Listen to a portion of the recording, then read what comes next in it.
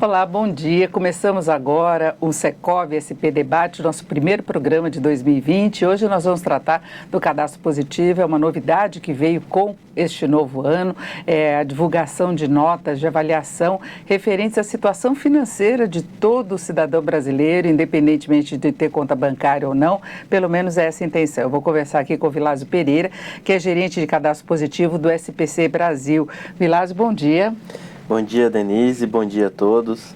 Bom, eu lembro que você que está nos acompanhando pelo Facebook pode mandar suas perguntas se tiver dúvidas em relação ao cadastro positivo.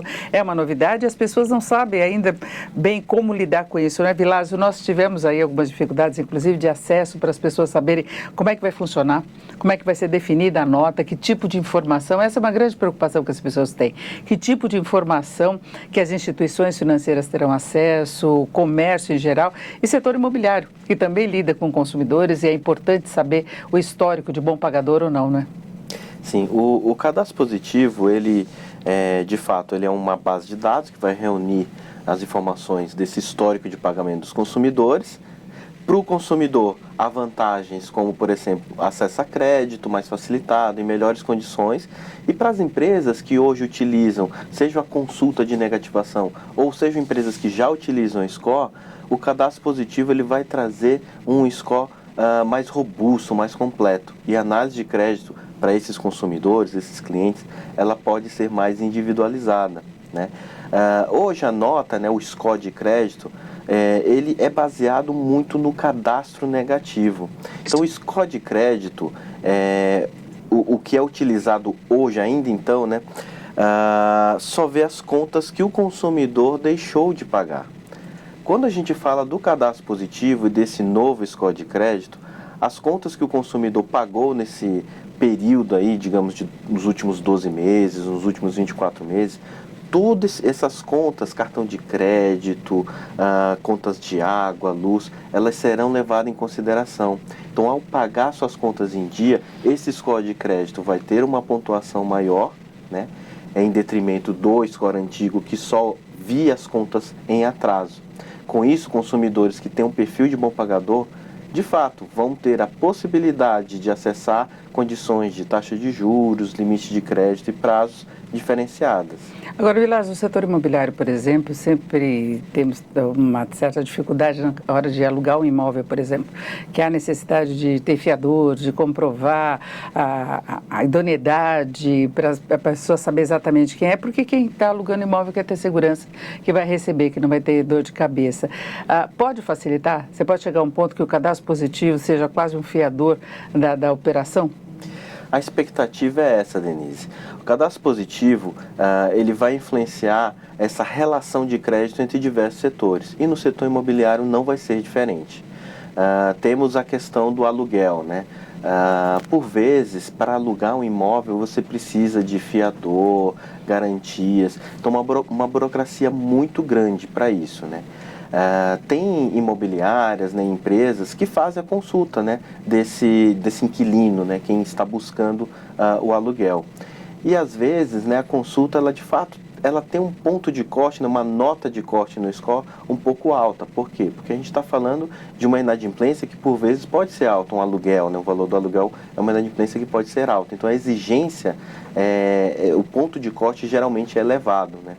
Com o cadastro positivo, o score de crédito, que terá essa visão mais ampla e mais completa do consumidor, ele pode tanto facilitar essa aprovação do aluguel para o inquilino, quanto para o proprietário, para a imobiliária, facilitar a análise de crédito.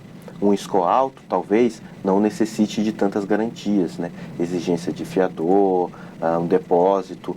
Já um score mediano, sim, esse talvez se mantenha a política de garantias. Agora, esse score ele é definido com base em que período de coleta de dados?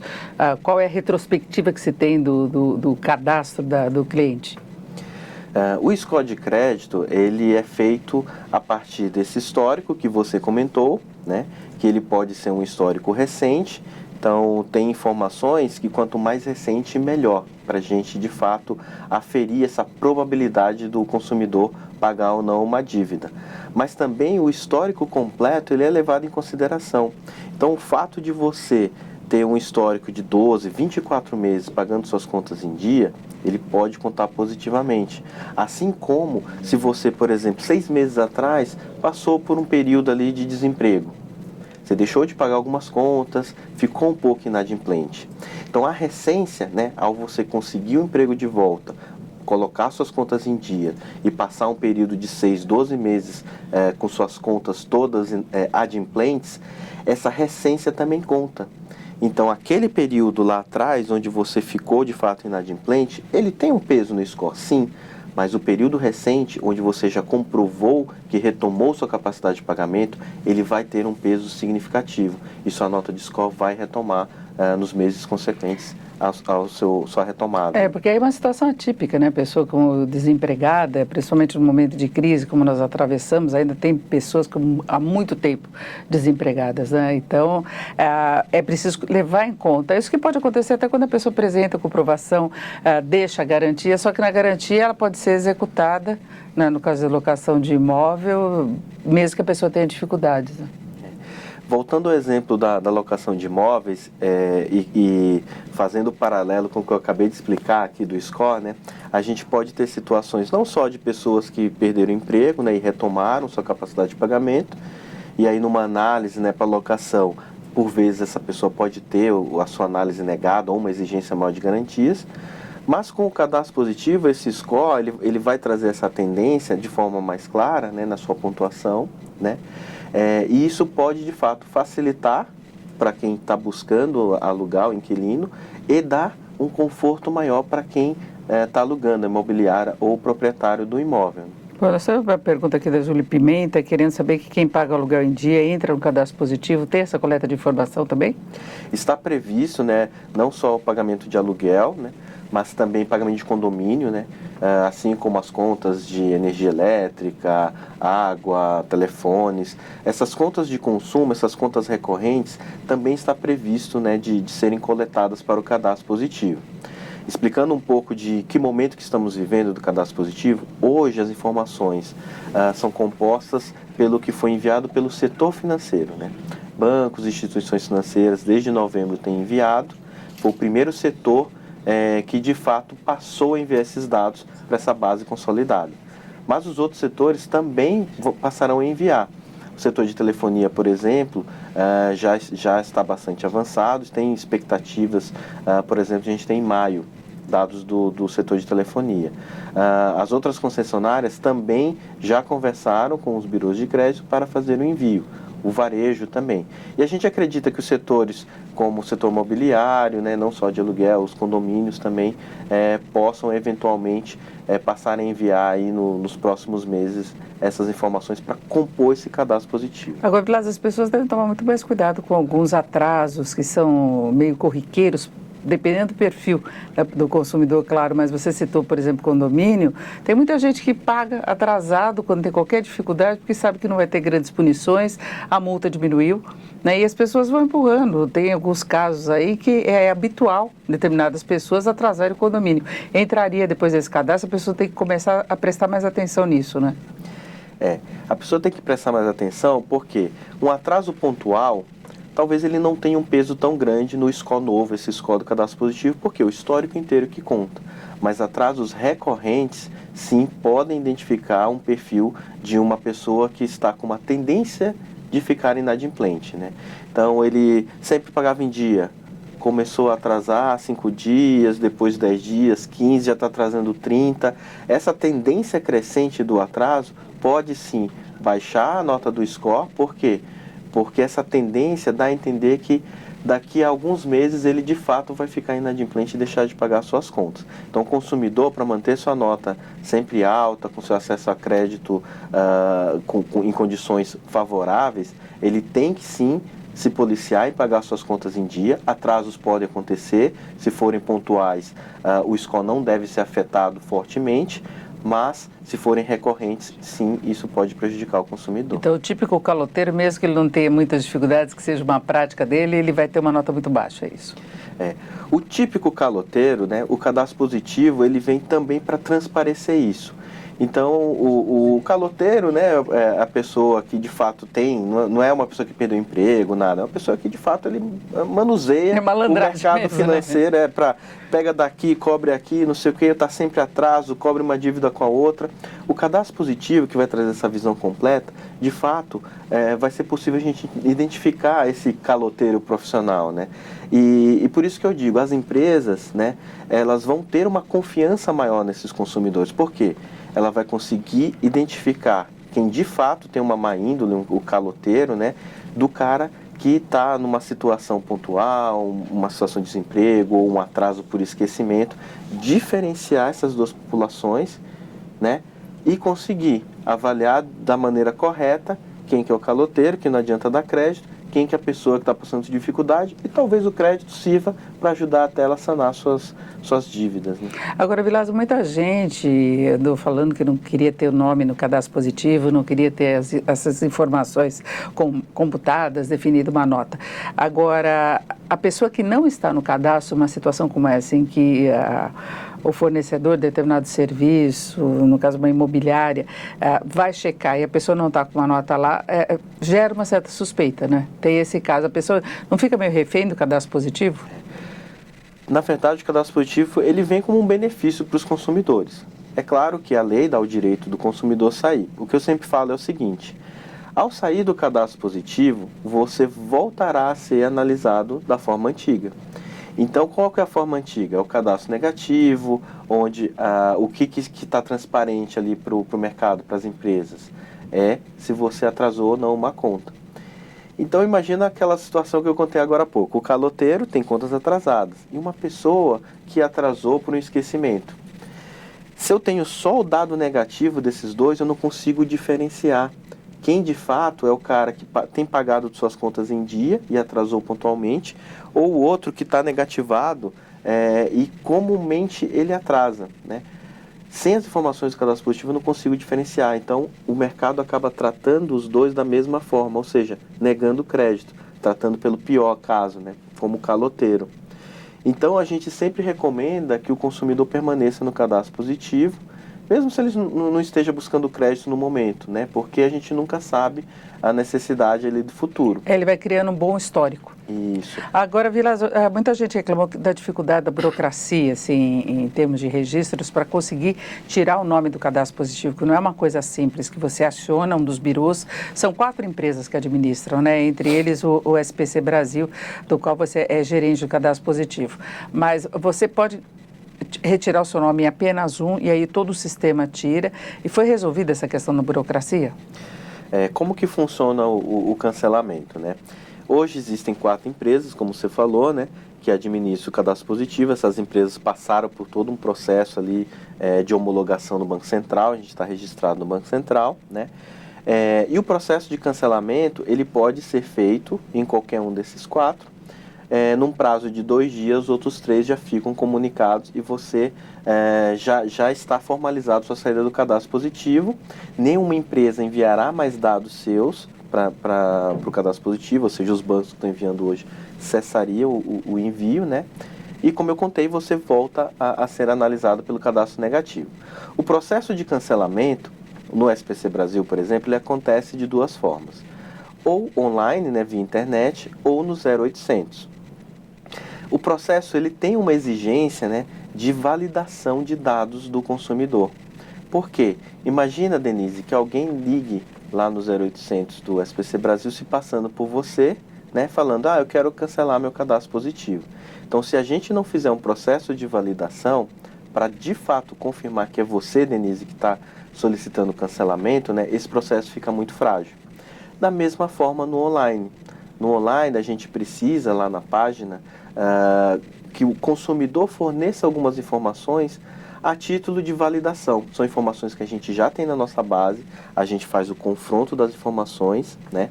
Verifica que de fato é a Denise que está ali no online, né, solicitando esse cancelamento. Há ainda mais uma validação que é o seu e-mail, né? A gente está falando no canal eletrônico, então a gente envia um e-mail para você de fato falar, olha, estou acessando a minha caixa de e-mail, então sou eu, não é ninguém que de alguma forma pegou as informações da internet e digitou ali no site. Ao clicar nesse e-mail, né, é gerada uma senha para você acessar não só o cadastro positivo, mas também para fazer o cancelamento. Uma vez que você entre com usuário e senha nessa área, está claramente ali o link cancelar cadastro positivo. E ali você clicando em cancelar cadastro positivo, você já é direcionado, né, para uma página que vai te explicar, isso que eu acabei de explicar, o que acontece se você sair. E caso seja realmente sua opção, né, mesmo esclarecido as vantagens do cadastro positivo, você pode sair, né? As pessoas ficam incomodadas de ter de encarar todo esse processo por uma coisa que elas não solicitaram, né? Então, talvez isso tenha gerado uma reclamação. E eu acho que é muito apropriada a pergunta aqui da Kelly Peixoto Nascimento, como a SPC está trabalhando com a Lei de Proteção de Dados, que são dados demais de todo cidadão brasileiro, porque até quem não tem conta bancária pode ter o cadastro positivo também, na medida em que for agregando esses dados de contas de serviços, imobiliária, porque a pessoa pode não ter conta, mas tem um telefone, tem conta de luz em casa e tudo isso. Como é que fica a proteção dos dados? A Lei Geral de Proteção de Dados, que vai entrar em vigor também esse ano, um pouco mais para frente, em agosto, né, ela não entra em conflito nenhum com a Lei do Cadastro Positivo, né? A Lei Geral, né, como diz, ela é uma lei geral, ela trata de dados pessoais, né, de consumidores de forma geral. E uma das bases legais para o uso das informações é exatamente a concessão de crédito, né? A lei do cadastro positivo, que é uma lei específica, ela trata disso, da concessão de crédito. Então, todas as informações, né, que os bancos estão mandando ou que as concessionárias vão mandar, todas as informações já estão em concordância com o que versa a Lei Geral de Proteção de Crédito. Por quê? De dados, por quê? Porque as informações do cadastro positivo só podem ser utilizadas para concessão de crédito. Então, está dentro dessa base legal da LGPD. E dentro da lei do cadastro positivo, há diversos mecanismos também de proteção ao consumidor. O cancelamento é um deles. Se você não quiser que seus dados sejam informados, basta você ir lá e cancelar seu cadastro positivo, né? O consumidor, ele também tem o direito, né, de forma gratuita, de verificar que empresas consultaram suas informações, seja nota de crédito ou histórico, nos últimos 6 meses. Então, mais um mecanismo de proteção para que o consumidor veja que empresas que estão utilizando essa informação do cadastro positivo, né? Agora, o sistema está protegido contra a ação de hackers, por exemplo, que a gente tem sistemas aí, por exemplo, o Facebook já foi vítima disso. E o cadastro positivo, ele tem acesso a todo o histórico financeiro, né? Tem uma proteção confiável nesse sentido? Como eu falei, né, as empresas que operam cadastro positivo, elas passaram por uma homologação no Banco Central. Então é praticamente o mesmo nível de segurança que hoje os bancos têm, né? Os bancos que estão com nossas informações financeiras também, né? Que estão protegidas pelo sigilo bancário. Então, o cadastro positivo, essas informações abertas que a gente recebe do banco, elas também são trabalhadas dentro de um ambiente super protegido, com as melhores práticas de segurança, né? A informação aberta, por exemplo, ela só pode ser disponibilizada se o consumidor autorizar. Nenhuma empresa consegue consultar os dados abertos detalhados do consumidor sem que ele autorize. Já o score de crédito, esse sim é a ferramenta que as empresas devem utilizar para esse novo processo de concessão de crédito. Os sistemas que o SPC Brasil tem, né, hoje, ele é uma evolução de cerca de 60 anos que a gente já trabalha com o negativo, onde a gente também tem um volume gigantesco de informações, onde a gente precisa manter os dados protegidos com uma performance de acesso super rápida. Então, o cadastro positivo é nada mais do que a evolução de toda essa expertise que o SPC já tem de mais de 60 anos. Agora, Vilazo, como é que as empresas podem ter acesso a todas essas informações? Por exemplo, uma imobiliária, uma incorporadora, uma construtora que quer checar as informações do cliente. É preciso pagar? Como é que a empresa tem acesso à nota? O modelo da consulta do score de crédito, ele é muito parecido, na verdade ele é idêntico à consulta que hoje imobiliárias, empresas já fazem para consultar, por exemplo, a restrição, ou se utilizam o score de crédito, da mesma forma, né? Então o SPC Brasil, ele tem não só via o seu serviço web, né, onde as empresas podem acessar, né, fazendo um cadastro no SPC Brasil, acessam numa área logada, também protegida, esses produtos, né? Há uma relação comercial, então há um preço ali que é cobrado, né, um produto que é vendido pelo SPC Brasil, E também há algumas empresas, né, que possuem o que a gente chama de motor de crédito, que são ferramentas de decisão mais automatizadas. Essas empresas também conseguem acessar essas informações da mesma forma que hoje, via um canal, né, um link com a SPC Brasil, onde a gente faz a transmissão ali via um método que a gente chama Web Service, que também é super protegido, né, os canais de comunicação também são super protegidos para a gente passar essa informação. Perfeito. Tem uma pergunta aqui do Leandro Vieira, se a lei também vale para a pessoa jurídica. Ele está falando, se referindo ao cadastro, pode facilitar acesso ao crédito por pequenas empresas e para quem é profissional autônomo, tendo CNPJ, também serve. Aliás, tem isso, tem nota para as empresas também, não é? O cadastro positivo é para pessoa física, mas também para pessoa jurídica. Então, vale igual. Os dados da pessoa jurídica, se tem um financiamento no banco, já estão sendo enviados pelo sistema financeiro para consolidar no cadastro positivo. A pessoa jurídica tem uma nota, também vai ter uma nota, que podem ser acessadas por outras empresas. Então, vamos imaginar uma empresa pequena que, de fato, vai querer fazer um aluguel de um galpão ou um prédio comercial, ou um andar. A imobiliária que está alugando para aquela pessoa jurídica também pode fazer a consulta dessa pessoa jurídica. E vale tudo que a gente falou agora há pouco, né? O cadastro positivo vai reunir esse volume maior de informações, dando uma visão mais completa dessas pessoas jurídicas que estão buscando o aluguel, né? Facilitando, né? Talvez a burocracia, a exigência de garantias, dependendo do score, dependendo da avaliação. Agora, especificamente nessa pergunta do Leandro, o profissional autônomo, ele tendo CNPJ, ele vai ser classificado como pessoa física ou pessoa jurídica? O autônomo, onde é que ele entra nesse cadastro? Depende de como que ele fez a tomada de crédito, no caso do financiamento, se ele tomou crédito via pessoa jurídica ou via pessoa física, as informações que vêm dos bancos vão estar em nome do titular. Se for a pessoa jurídica, vai ser o CNPJ, se não a pessoa física. Da mesma forma, as contas de consumo. Então, vamos imaginar que ele seja um dentista, né? E as contas de consumo do consultório dele está em nome da PJ. Então, o que vai para o cadastro positivo são as informações de pagamento dessa pessoa jurídica, né, do consultório dele ali, que vão constar no cadastro positivo. Se ele preferiu por colocar a conta no nome dele de pessoa física, vai vir no nome de pessoa física. Então, as empresas vão informar sempre no nome do titular, isso vai ser consolidado. No momento da análise de crédito, há empresas, né, as empresas que concedem crédito ou imobiliárias que vão fazer a análise de aluguel, que além da pessoa jurídica que está alugando, pode descer ao nível da pessoa física, não há problema nenhum. A composição dessas duas informações, de fato, traz uma riqueza. Por quê? Porque você consegue ter a visão ampla. Ter mais segurança ainda da operação, isso, né? E dar mais segurança para a operação. Tanto para quem está fazendo a análise, que vai ter a visão completa, né, a capacidade de pagamento da pessoa jurídica / física, que se confundem nesse sentido, quanto para o próprio profissional autônomo. E tem, né, o MEI também, que tem crescido demais, é microempreendedor individual, que a gente sabe que muitas vezes está só driblando o mercado de trabalho, né, que na verdade é um profissional que deveria ter registro, mas ele entra como microempreendedor por inovações do mercado. Nesse caso também tem no cadastro. Também, para o MEI, né, que é o antigo informal, que nem você falou, está driblando ali. Também essa análise em conjunto, pessoa física ou jurídica, ela proporciona uma vantagem, né, para a pessoa, porque antes ela é tratada como um informal, um autônomo, uma pessoa sem renda. Com o cadastro positivo e trazendo a composição das duas visões, nessa visão mais completa, as empresas que analisam crédito, seja para dar um financiamento, ou seja para, de fato, alugar uma sala comercial, né, elas podem ter uma segurança maior nessa análise. Por quê? Porque elas estão vendo a visão completa.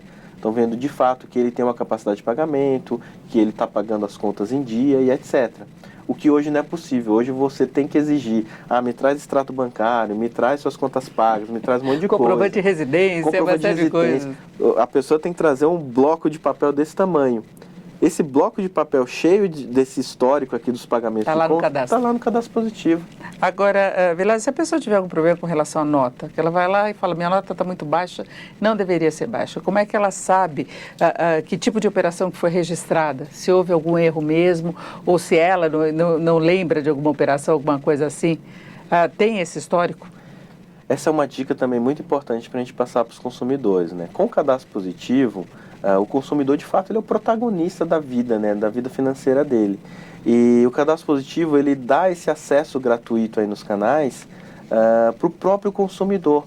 Não só acompanhar sua nota, está crescendo, está diminuindo, como que está variando, mas também ver de forma analítica, né, de forma detalhada, esse histórico de pagamentos. E ali ele vai conseguir acompanhar e ver, nossa, realmente minha nota tem melhorado porque eu tenho pagado minhas contas em dia. Ou então ela está caindo porque realmente eu tive um problema ali, uns 2, 3 meses que eu estava com problemas financeiros. E vai conseguir gerenciar, né, num lugar único, digamos assim, diversos aspectos da sua vida financeira. Fatura de cartão, contas de água, luz, telefone, o condomínio, o aluguel, quando também estiver compondo o cadastro. Agora, Vilas, porque muitas vezes a pessoa acha que tem a nota máxima. Aliás, como é que é a pontuação? Vai até quanto? Ela geralmente é de 0 a 1000, a escala que a gente usa como padrão é de 0 a 1000, né? Mas varia um pouco. Inclusive, mas se eu acho assim que eu tenho que estar no 1000 e eu chego lá e não está no 1000, como é que eu faço para reclamar? É isso que... nunca atrasou. Tem essa possibilidade explicar, da pessoa ter tido alguma coisa que baixou a nota dela sem ser necessariamente inadimplência? É isso que é bacana explicar, por quê? Porque essas escalas, né, elas variam de acordo até com a empresa, né? Os 4 lá que administram, cada um vai ter a sua metodologia para cálculo do score. Então pode variar de um para o outro, não vai ter a mesma nota nos 4, né? A tendência com o cadastro positivo é que de fato essa nota esteja dentro de um range, né, de uma faixa mais comum. Mas, por exemplo, o consumidor que está no score 800, nossa, mas eu paguei tudo em dia, por que não está 1000, por que não está máxima, né? De fato, o score leva em consideração diversos fatores, né? Não só o cadastro positivo, mas outras informações que podem ser utilizadas e que de fato são relevantes para a análise de crédito. Até informações de idade, renda e etc. A região geográfica onde se localiza, onde o consumidor está morando. Sabe a renda, inclusive? A renda a gente consegue estimar, né? Da mesma forma que a gente estima a probabilidade de ele pagar ou não, a gente consegue estimar a renda. Com o cadastro positivo, essa estimativa de renda ela tende a ser mais assertiva. Por quê? Porque você consegue visualizar de fato a capacidade de pagamento daquele consumidor. E com uma renda, né, mais certa, mais assertiva, as empresas também podem calibrar não só o fato de o consumidor ser um bom pagador, mas elas podem calibrar também que valor que eu vou ofertar para o consumidor. Então, porque as empresas pedem também o comprovante de renda quando você tem uma operação, por exemplo, você vai assumir o aluguel, talvez não necessariamente porque você tem a garantia, mas a compra de um imóvel, pedem isso.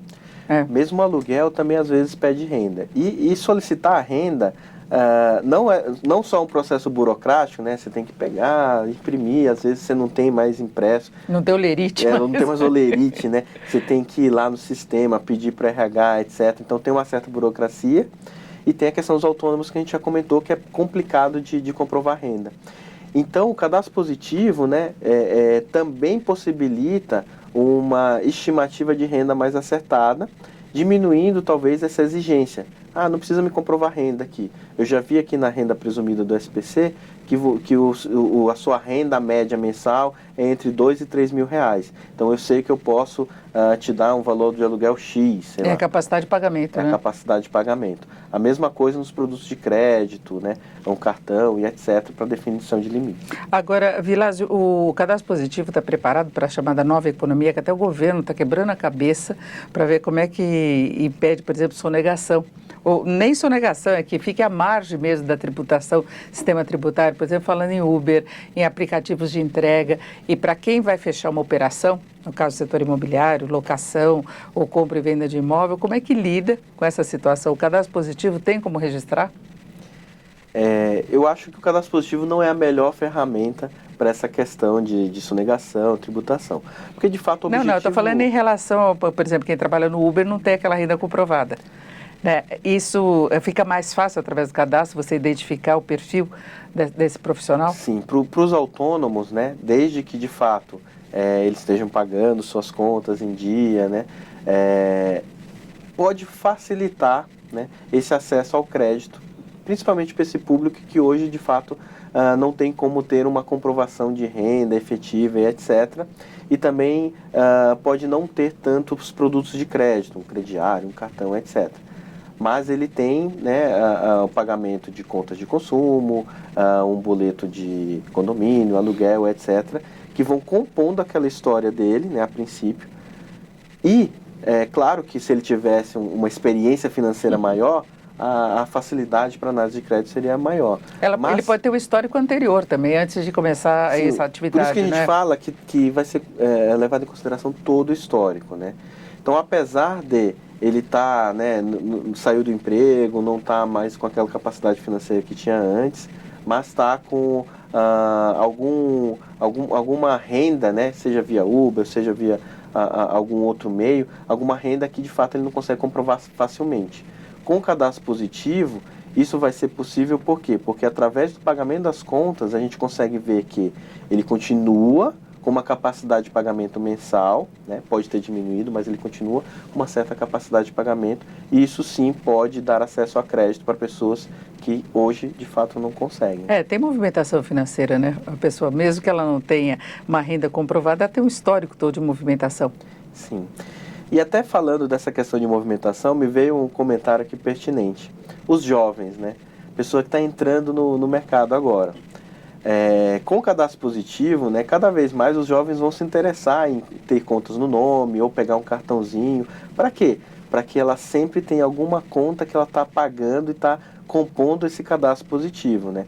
Porque uma das grandes dificuldades aí, não só para o setor imobiliário, para avaliar esse público mais jovem, mas setores de forma geral, né? O público jovem tem poucas informações, então é mais difícil a gente avaliar. Né? Muitas vezes eu morar sozinho, por exemplo, antes tinha que alugar o imóvel no nome do pai, no nome de um amigo, tem essa dificuldade. Então, formando o próprio histórico é uma forma de comprovar, né? E aos poucos, né, essa formação de histórico vai garantindo para ele, nesse conhecimento do mercado, passa a conhecer melhor o que antes era uma pessoa que de fato não tinha informações ali disponíveis.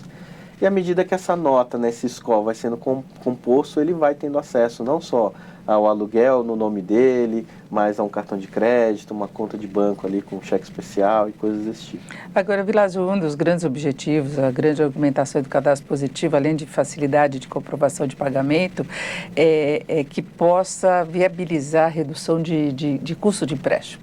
Custo do crédito, por exemplo, você vai pegar um empréstimo, né, e ela pode ter acesso a uma taxa menor de juros, porque ela é um cliente que potencialmente oferece menor risco. Você acha que isso vai acontecer no Brasil, com o sistema que nós temos de formação de juros, a resistência que se tem a uma queda maior das taxas? Como a gente já conversou várias vezes, né, Denise? Como eu já tinha comentado anteriormente, em outros países a gente observa que depois da entrada do cadastro positivo, né, esse maior conhecimento dos consumidores por parte do mercado, de fato traz mais confiança e traz um procedimento de concessão de crédito mais seguro, uma redução de inadimplência, possibilidade de redução de taxa de juros. Aqui no Brasil, a nossa inadimplência super alta, né? Hoje a gente está com 61 milhões de pessoas negativadas, é um estoque muito grande de pessoas. 61 milhões? 61 milhões, né? E a tendência é que com o cadastro positivo, esse maior conhecimento, a gente consiga, de fato, tratar essa inadimplência, né? Tratar a concessão de crédito de uma forma, de fato, mais individualizada, entendendo cada um dos consumidores. Com isso, a gente entende que essa inadimplência deve cair, esse volume deve cair. E a taxa de juros, né, a gente sabe como ela é composta, né? Tem o custo de capital, tem outras coisas que entram, mas basicamente a taxa de juros é o spread, é em função do risco, da inadimplência. Agora, Vilar, você falou dos 61 milhões e ficou uma curiosidade, a pessoa ainda fica negativada, além do cadastro positivo da nota, porque a nota deve despencar. A partir do momento que tem esse registro, que é inadimplente mesmo, é aquele chamado, está com o nome sujo, o score continua existindo ou ela vai ter só o score baixo? Então, dos 61 milhões, né, o que a gente acredita? Que tem um percentual ali que é aquele que está inadimplente por um esquecimento, por uma situação pontual. Quando a gente compõe a nota dela com o cadastro positivo, essa nota deve aumentar. Por quê? Porque hoje a nota de fato está lá embaixo, que a gente tem essa negativação para analisar. Então a nota deve estar lá embaixo. Na hora que a gente traz as informações de adimplemento dela, essa nota deve crescer para esse percentual da população ali, que mesmo negativado, pode ser que tenha uma nota razoável até alta e consiga acesso a crédito, né? À medida que o tempo passa, a tendência é que, de fato, essa questão de ele estar negativado ou não tem um peso menor. É óbvio que os caloteiros de plantão sempre vão ter não só negativações no nome, como um score mais baixo. Então, a tendência é que a gente consiga, de fato, separar o joio do trigo ali dos 61 milhões para identificar pessoas que, inclusive, uma política de renegociação diferenciada ou um crédito que seja disponibilizado pelo É uma pessoa Sanar, mais confiável. Né? O mercado consiga observar isso, né? Então, voltando para a questão da inadimplência. Estimando-se que a inadimplência caia, a tendência é que também esse spread bancário caia. No geral. No geral. É claro que isso também depende da velocidade com que o cadastro positivo vai ser adotado pelas empresas. E eu não estou falando só dos grandes bancos, mas também de bancos menores, cooperativas de crédito, fintechs, esses novos entrantes, o varejo, né? Então tem um papel muito importante ali de todas as empresas que trabalham com concessão de crédito, de adoção desse novo modelo. Quando isso acontecer, né, eles não só terão um processo de crédito bem mais robusto, diminuindo a inadimplência e o custo de crédito, mas também a própria competição vai fazer com que eles abaixem a taxa de juros. Porque fintechs, por exemplo, estão incomodando os grandes bancos, a gente sabe disso. Então, se uma fintech, agora de posse do cadastro positivo, consegue fazer uma análise de crédito mais individualizada e trazer a taxa de juros para baixo, isso vai fazer uma reação em cadeia. Os outros vão ter que acompanhar, senão vão perder seus clientes lá para esses novos entrantes. Bom, você falando do cadastro, a pessoa esquecer de pagar uma conta de telefone no mês, ela já tem nota mais baixa? É rápido assim? No cadastro negativo, né, a negativação ela tinha realmente um peso maior. No cadastro positivo... Não, esqueceu o mês, a companhia já comunica o cadastro, isso já tem algum impacto na nota? Vamos falar no negativo primeiro, porque aqui a gente está falando da inadimplência, né? Então, como que funciona? Se a companhia de telefone lá identifica uma conta não paga, tem um período dentro da política, 30, 60 dias, aí a política de cada empresa, que vai lá e fala, vou negativar, porque ela sabe que o efeito da cartinha, né, para a cobrança é um efeito muito forte, né? Quando a pessoa recebe a cartinha... Agora é mais SMS. Né, o SMS, ela sabe que aquilo ali tem consequências para ela, inclusive no acesso a crédito. Então, é uma ferramenta de cobrança poderosa. Isso vai para o cadastro negativo. No cadastro positivo, o que é informado? É informado todas as contas de telefone que a pessoa vem pagando. Então, tá em dia. Pagou, tá lá a nota. E aí vai chegar o mês de fevereiro aqui, com vencimento dia 5, digamos. Beleza, foi informado. Dia 5 não veio o estímulo do pagamento, né? A companhia de telefone não mandou o pagamento. Então, a gente sabe que ali houve um atraso, né? Passa 10 dias, não mandou. Passa 15, não mandou. Passa 30, não mandou. O efeito disso, né? Depois de 30 dias, por exemplo, em atraso, esse efeito ele se dá na nota de crédito, sim. Mas esse histórico também ele vai ser considerado, né? Vai chegar uma hora que, de fato, peraí, o cara está 60, 90 dias sem pagar. Aí ele já está sem luz. É porque, de fato, ele está com algum problema e aí a nota realmente vai caindo para um patamar onde ele perde acesso a crédito. Mas digamos que ele passe só 20 dias, esqueceu dentro da gaveta. E aí veio o SMS, alguma coisa, lembrou. Cobrança. Ele vai e paga.